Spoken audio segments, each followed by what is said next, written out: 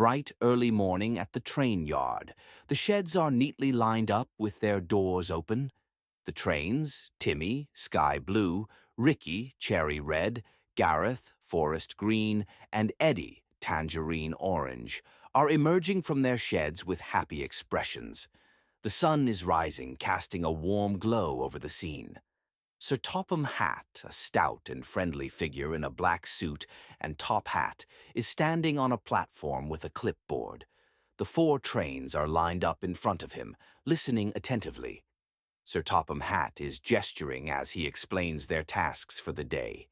Each train is shown with its assigned load, Timmy pulling a line of sleek passenger coaches, Ricky with a series of cargo trucks, Gareth with elegant coaches, and Eddie with traditional carriages.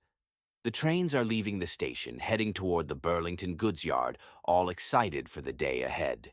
Gareth, forest green, is depicted with a big smile as he chats with his brother, the Flying Scotsman, a majestic and slightly larger train.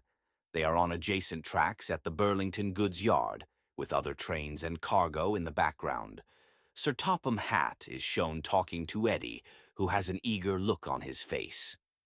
Sir Topham Hatt is pointing to the carriages, emphasizing that Eddie should take them first. Eddie, however, has a playful expression as he thinks about the shunting challenge. Eddie is in the middle of a shunting yard, moving different trucks and carriages around. He's having fun, but he's starting to look tired. There's a sense of energy and movement as he maneuvers the different vehicles. Eddie is back in his shed, looking completely worn out. The sun is now higher in the sky, and Eddie is resting with a contented but tired expression. The shed is quiet, with shadows falling over Eddie's still form. Eddie has just woken up, looking startled.